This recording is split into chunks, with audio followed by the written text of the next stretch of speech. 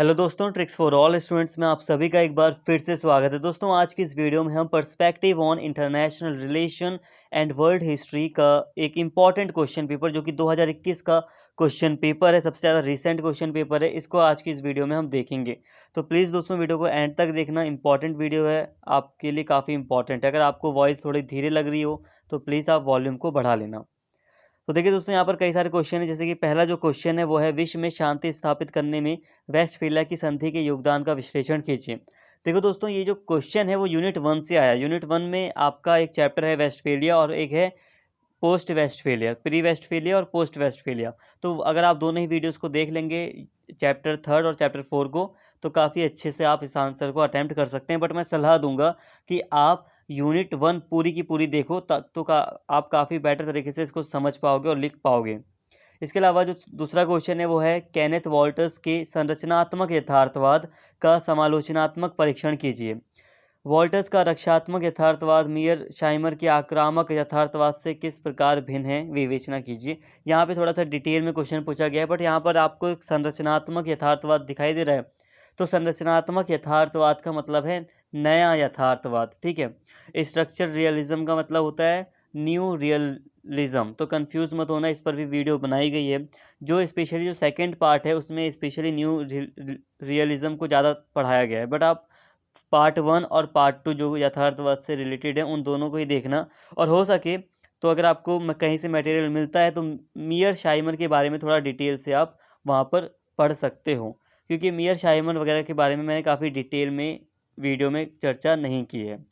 But फिर भी अगर आप वीडियो देख लेंगे तो काफ़ी बेटर तरीके से आप आंसर कर पाएंगे। वो आपके लिए इनफ होगा, ये नहीं होगा कि आप नहीं कर सकते आंसर।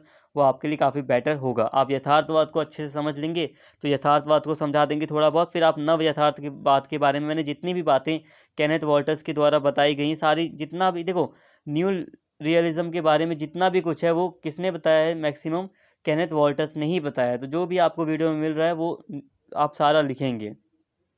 इसके अलावा एक इम्पॉर्टेंट क्वेश्चन है, अंतर्राष्ट्रीय संबंधों में विश्व व्यवस्था सिद्धांत का समालोचनात्मक विश्लेषण कीजिए। अब ये क्वेश्चन कहाँ से आया है, तो आपने विश्व अंतर्राष्ट्रीय राज्य प्रणाली को पढ़ाया था मैंने आपको, अंतर्राष्ट्रीय राज्य प्रणाली, तो वहाँ से ये क्वेश्चन आया है। आप इससे कर सकते हैं। इसके अलावा वर्साई की आप यूनिट 1 कर लेना, यूनिट 1 से ही आपका ये वाला क्वेश्चन भी हो जाएगा, ठीक है। थर्ड क्वेश्चन, जो क्वेश्चन यहाँ पर 4 है वो है, वर्साई की संधि किस प्रकार द्वितीय विश्व युद्ध का कारण बनी, विवेचना कीजिए। तो सेकेंड वर्ल्ड वॉर होने के कई सारे रीज़न थे, कई सारे कारण थे। उनमें से एक था वर्साई की संधि, जिसके तहत जर्मनी का बहुत ज़्यादा अपमान हुआ था। तो इसके कॉन्टेक्स्ट में आपको लिखना है कि वर्साई की संधि किस तरह से द्वितीय विश्व युद्ध का कारण बनी। इसको काफ़ी डिटेल में आपको लिखना है। इसके लिए वीडियो आप ऑलरेडी अपलोड की गई है सेकेंड वर्ल्ड वॉर से रिलेटेड, आप वहाँ से इसका आंसर काफ़ी बेटर तरीके से कर सकते हैं।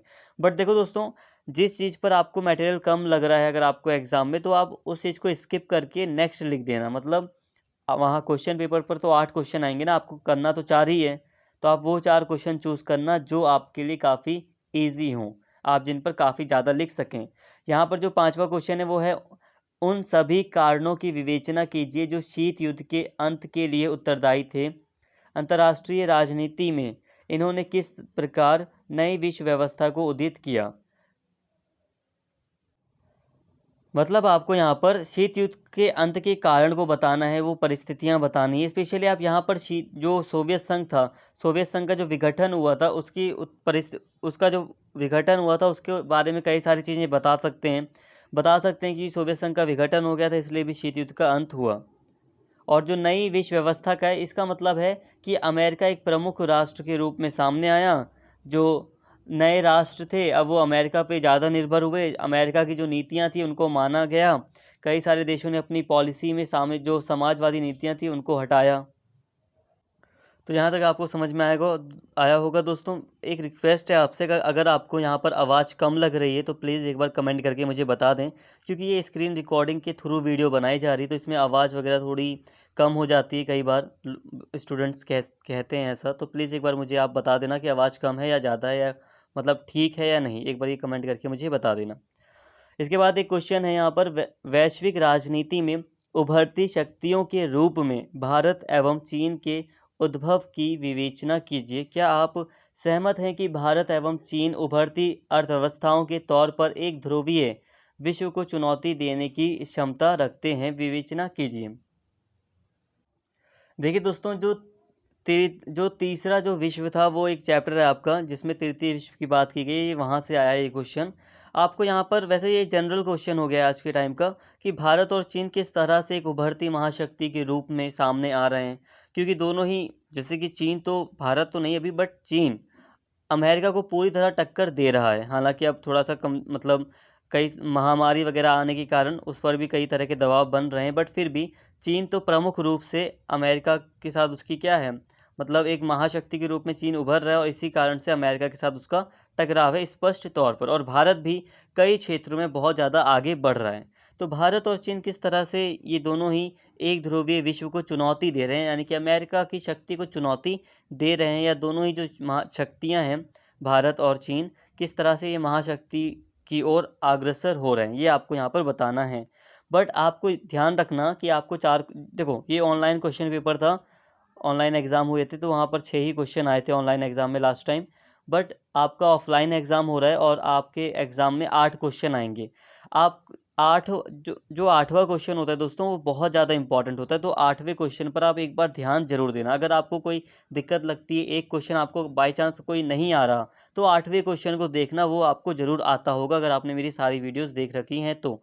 यही कहूँगा एंड में कि आप सारी वीडियोज़ को देख लेना, जितनी भी अवेलेबल हैं।